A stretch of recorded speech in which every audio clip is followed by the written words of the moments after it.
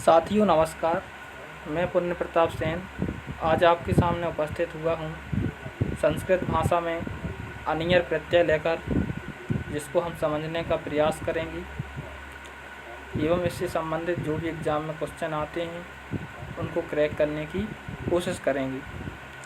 तो आइए मित्रों देखें इस अनियर प्रत्यय को। हाँ मित्रों, यदि आप मेरे चैनल में नए हो तो मेरे चैनल को लाइक शेयर सब्सक्राइब ज़रूर करें। तो आइए मित्रों देखें इस संस्कृत भाषा की अनियर प्रत्यय को। तो अनियर प्रत्यय क्या होता है पहले हम समझ लेते हैं। दोस्तों याद रखना है कि अनियर प्रत्यय में शेष जो बचता है वो आनियम बचता है। क्या बचता है? आनियम, ठीक है ना।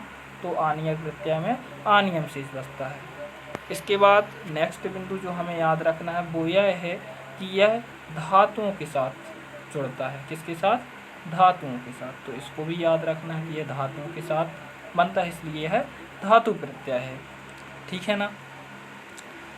तो इसके बाद हम इनके एक एक करके एग्जाम्पल से समझने का प्रयास करेंगे।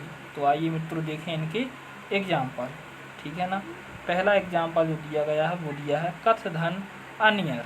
कथ धन अनियर, कथ मतलब होता है कहना और अनियर इसमें प्रत्यय लगा हुआ है। तो इसमें हमने अभी बताया कि जो अनियर है उसमें क्या शेष बचता है? अनियम बचता है। क्या बचता है?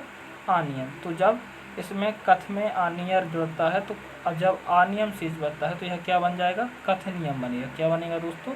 कथनियम। तो हमें याद रखना है कि ये कथनियम बन जाएगा, ठीक है ना। इसके बाद दूसरा ऑप्शन दिया गया है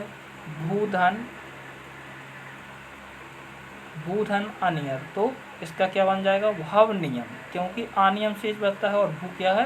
धातु है, तो इसलिए जुड़ के बनेगा भावनियम। क्या बनेगा दोस्तों? भावनियम। तो इसको भी याद रखना है। इसी प्रकार से नेक्स्ट जो एग्जाम्पल दिया गया है वो है दृश धन अनियर। तो क्या बन जाएगा? दर्शनियम बनेगा। इसके बाद पठ धन अनियर तो बनेगा पठनियम। एक और बात ध्यान रखना है दोस्तों, इसमें तीनों के बताए गए हैं।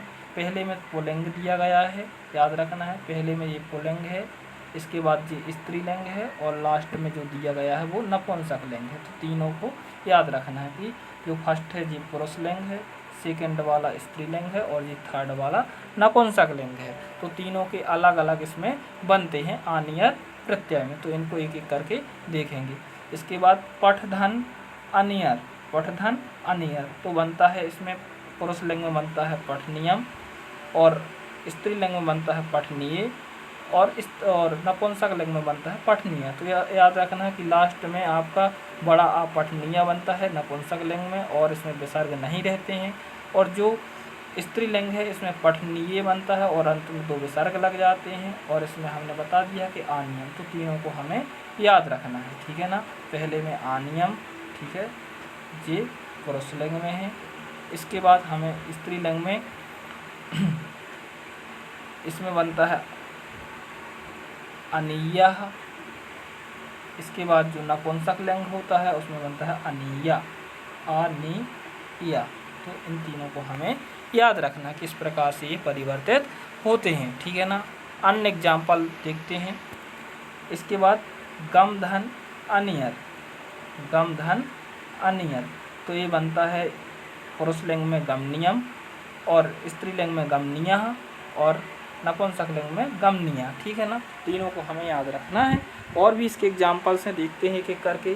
दूसरा एग्जाम्पल हंस धन अनियर, तो हसनियम और स्त्रीलिंग में हसनिया और नपुंसक लिंग में हसनिया। इसके बाद और भी इसके एग्जाम्पल दिए गए हैं दोस्तों। बच धन अनियर बचनियम, बचनिया, बचनिया। शुरू धन अनियर श्रवणिया, श्रवणीय, श्रवणीय, ठीक है ना। तो याद रखना है। दाधन अनियर प्रत्यय दानियम, ठीक है ना, दानिया और दानिया। इस प्रकार से इसके एग्जाम्पल थे दोस्तों। तो आशा करते हैं कि आपको ये वीडियो देखकर अच्छा लगा होगा एवं वीडियो देखकर अच्छा आपको यदि सचमुच में लगा है दोस्तों तो कमेंट्स बॉक्स में जाकर प्लीज़ आपको कमेंट्स ज़रूर करना है। तब तक के लिए नमस्कार, जय हिंद, जय भारत।